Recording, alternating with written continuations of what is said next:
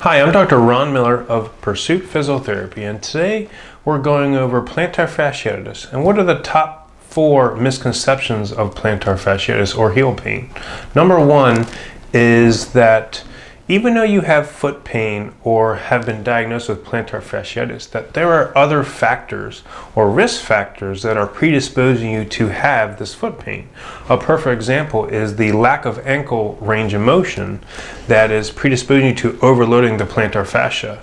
So if you just get treatment on the bottom of your foot for your heel pain or for the plantar fasciitis, that you're not going to get a full outcome until you get that ankle mobility back, and then it will allow the plantar fascia to heal. So the first misconception that is, you have to look outside the box or outside the foot and heel to solve the problem. And a perfect example is ankle range of motion. Research has shown that a decrease in ankle range of motion is a risk factor for plantar fasciitis.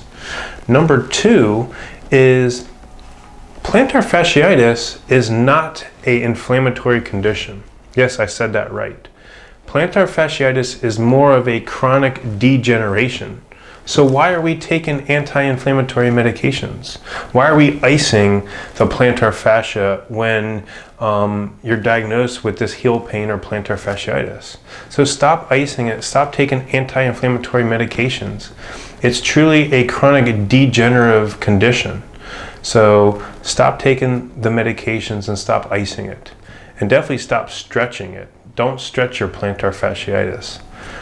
3 would be, just because you have been diagnosed with foot pain or plantar fasciitis, it doesn't mean you really have a foot problem.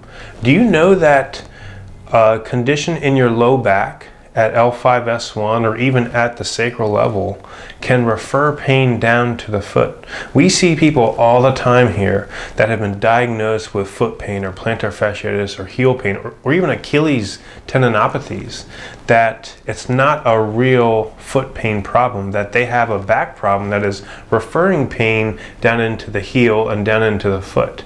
So your foot pain, especially if you failed multiple treatment approaches or your foot pain keeps coming back, you may have a lumbar or a sacral dysfunction that is referring pain down into the foot. And you're not going to get pain relief until you solve that problem. So that's the number 3 kind of misconception about that. The 4th one is shoes. Yes, if you have true plantar fasciitis, you have to be in a specific shoe that's going to support that. Many times our common work shoe or work boot or even many running shoes, you're not getting that support to allow the plantar fascia to actually heal. Especially some of this minimalist shoe crave that many of these people are going out and running with no support. Now, running for an injured runner is one thing, and running for a normal runner or someone who's not in pain are 2 separate entities. You can't be running with plantar fasciitis or running with foot pain in a minimalist shoe, or your pain is never going to go away.